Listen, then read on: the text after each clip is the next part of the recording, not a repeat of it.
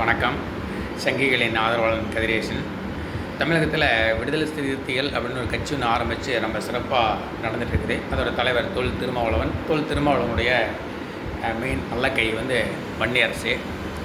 இவனை அந்த விடுதலை சிறுத்தைகள் அப்படிங்கிற கட்சியை ஆரம்பித்ததை தாழ்த்தப்பட்ட பிற்படுத்தப்பட்ட தலித் சமூகத்துக்காகவும் அந்த தலித் சமூகத்தை முன்னேற்றணும் அப்படிங்கிறத அந்த கட்சி ஆரம்பித்ததாக சொன்னானுங்க.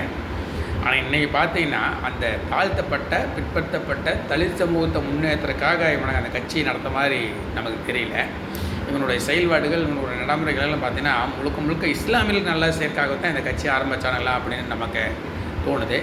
எப்போ பார்த்தாலும் இஸ்லாமிய வாரத்தில் ஒரு தடவை தான் இஸ்லாமியர்களை பற்றி இவனை பேசிடுவானுங்க. இவனுக்கு என்ன பேசுவானுங்கன்னா, இஸ்லாமிய தமிழ்நாட்டில் பாதுகாப்பு இல்லை, தமிழ்நாட்டில் குறை இருக்குது, இந்தியாவில் பாதுகாப்பு இல்லை, இந்தியாவில் குறைவது, உலகம் முழுவதுமே இஸ்லாமியர்களுக்கு பாதுகாப்பு இல்லை, இஸ்லாமியர்களுக்கு குறை இருக்குது, இஸ்லாமியர்கள் தொழுகை நடத்த முடியதில்லை, இஸ்லாமியர்கள் சாப்பிட முடியதில்லை, இஸ்லாமியர்கள் நடக்க முடியதில்லை.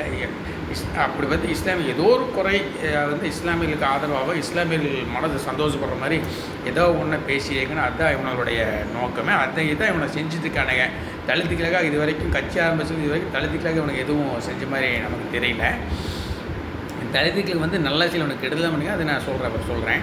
இதில் இப்போ புதுசாக பதவியத்துக்கு சட்டத்துறை அமைச்சர்கிட்ட இந்த திருமாவளவனோட அல்லக்கை வன்னியரசு என்ன பண்ணியிருக்கான்னா, நீண்ட நாள் சிறையில் இருக்கிற 22 இஸ்லாமியர்களை விடுதலை பண்ணணும் அப்படிங்க. அதனால் அந்த 22 இஸ்லாமியர்கள் அவன் இஸ்லாமியர்கள் இல்லை, அவனை தீவிரவாதிகள், இஸ்லாமிய தீவிரவாதிகள். 1992 அமைதியாக இருந்த கோயம்புத்தூரில் குண்டு வெடித்து 62 பேருக்கு கொண்டு 200 கொண்டிருக்காங்க. 200க்கு மேற்பட்ட குடும்பங்கள் அதில் பாதிக்கப்பட்டிருக்கு. வளர்ந்து வந்துட்டு இருந்த கோயம்புத்தூர் மாவட்டம் பின்தங்கிய நிலைமைக்கு போன காரணம் அந்த 22 அயோக்கிய பசங்க.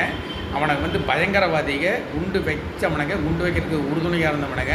இந்த நாட்டை நாசம் பண்ண முயற்சி பண்ணணும்னா அந்த 22 எச்சக்காலை பொறுக்கி அவனுக்கு வக்காலத்தை வாங்கிட்டு இவன் விடுதலை பண்ணணும், அவங்களுக்கு பரவல் கொடுக்கணும்னு சொல்லிட்டு வக்காலத்தை வாங்கிட்டு வந்துட்டுக்கா. இவனோட நோக்கம் என்ன?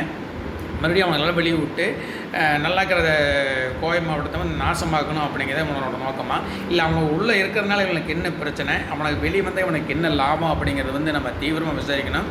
எண்ணெயை வச்சு இவனுங்களை விசாரணை நடத்தணும்.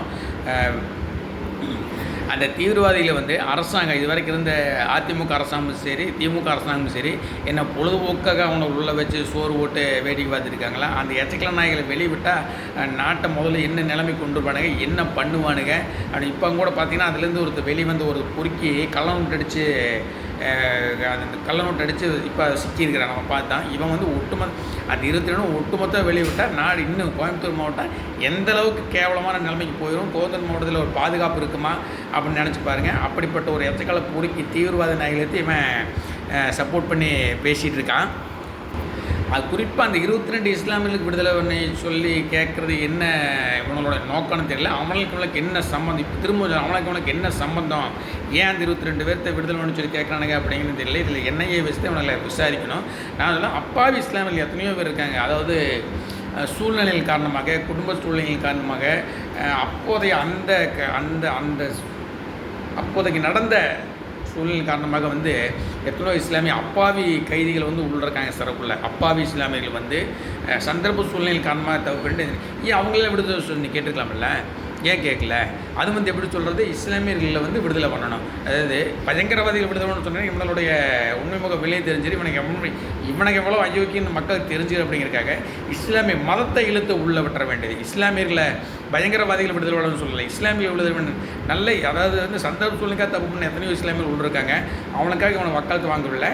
ஏன்னா தீவிரவாதிகளுக்கு இவனுக்கு இவ்வளோ வக்காலத்தை வாங்குறானுங்க. தலித் சமுதாயத்துக்காக கட்சி ஆரம்பித்த இவனுங்க இஸ்லாமியருக்கு வக்காலத்து வாங்குறது ஓகே இருக்கட்டும், அது நம்ம அப்புறம் பார்க்கலாம். தலித் சமுதாயத்துக்காக பாடுபட்ட ஒரு நல்ல தலைவன் உண்மையாகவே தலித் சமுதாயத்தை முன்னுக்கு கொண்டு வரணும் அப்படின்னு நினச்சிருந்தாருன்னா என்ன பண்ணியிருக்கணும்?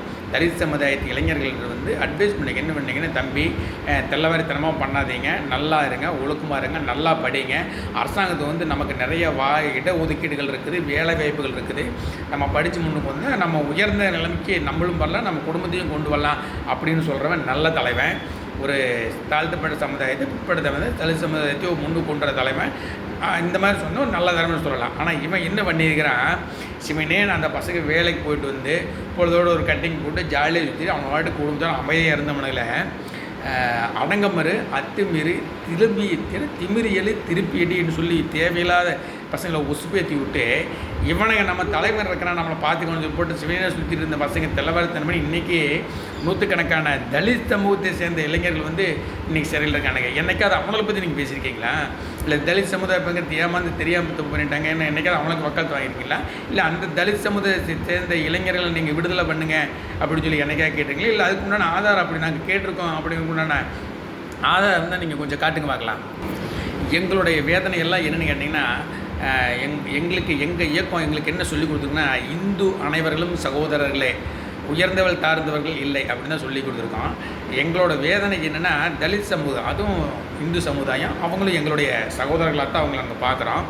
உங்களை மாதிரி சுயநலவாதிகளையும் இந்த பொறுக்கித்தனம் பண்ணுறவங்களையும் பேச்சை கேட்டு திரும்பியேன்னு ஒரு சமுதாயத்தை, அதாவது எங்கள் சொந்த சகோதரர்களாக பார்க்குற எங்கள் தலித் சமுதாய இளைஞர்களை உன்னோட வாழ்க்கையை இவனுங்க நாசம் பண்ணுறீங்க அப்படிங்க நினைக்கும் போது எங்களுக்கு ரொம்ப ரொம்ப கஷ்டமாக இருக்குது. இவனுங்களை, அதாவது உங்களை நம்பி இந்த சுயநலவாதிகளை நம்பி உங்கள் பணத்துக்காகவும் பதவிக்காகவும் ஒரு கட்சியை ஆரம்பித்து தலித் சமுதாயத்தை முன்னுக்கு கொண்டு வந்து அந்த தலித் சமுதாயத்தை நாசம் பண்ணினது அவங்களுடைய சாதனை. உங்களை நம்பி இந்த தமிழ் சமுதாயத்தை இளைஞர்கள் உங்கள் பின்னாடி வந்துட்டு இருக்காங்களே அப்படின்னு நினைக்கும் போது எங்களுக்கு கொஞ்சம் இல்லை ரொம்பவே மன வருத்தம் இருக்குது. இன்னொன்று என்ன கேட்டிங்கன்னா, இந்த தீவிரவாதிகளுக்கும் பயங்கரவாதிகளுக்கும் நீங்கள் வக்காலத்து வாங்கிட்டு இருக்கீங்க இல்லையா, உங்களை எல்லாம் வந்து முதல்ல என்ன சொல்கிறதுன்னு கேட்டிங்கன்னா, இந்தியாவில் வந்து தீவிரவாதத்தை அழிக்கணும் அப்படின்னு கேட்டிங்கன்னா, தீவிரவாதிகளுக்கு சப்போர்ட் பண்ணுற அரசியல் கட்சிகளை முதல்ல அழிக்கணும், அந்த அரசியல் கட்சிகளுடைய தலைவர்களை வேரோடு பிடுங்கி எறியணும் அப்படின்னு நான் சொல்லலை. இந்தியாவினுடைய இராணுவ தளபதி பிபின் ராவத் சொல்லிக்கிறார், அதுதான் உண்மை.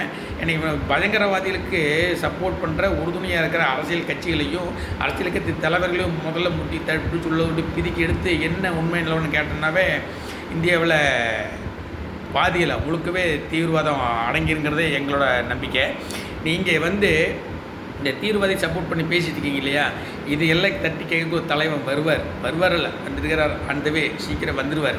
அன்றைக்கி வந்து நீங்கள் விடுதலை, அதாவது தீவிரவாதிகளை விடுதலை பண்ணணும்னு கேட்க வேண்டியதில்லை, விடுதலை பண்ணணும்னு கேட்கணும் மனசில் நினச்சிங்கனாவே உங்களை உள்ள தூக்கி போட்டு பிரிக்கவே அப்படி தலைவர் அந்தவே வந்துட்டு இருக்கிறாரு. வெயிட் பண்ணுங்கள். நீங்கள் வந்து தலித் சமுதாய மக்களை வந்து தாழ்த்தப்பட்ட மக்களுக்கும் பிற்படுத்தப்பட்ட மக்களுக்கு நல்ல செய்யாட்டி பரவாயில்ல, அந்த இளைஞர்களை வந்து நாசப்படுத்தாதீங்க, அந்த இளைஞரை விடுங்க, நிம்மதி அவங்க பாட்டு அவங்க போயிட்டுருக்கட்டும் அப்படின்னு சொல்லி எங்களுக்கு தாழ்மையான வேண்டுகோள். ஜெயஹிந்த், வணக்கம்.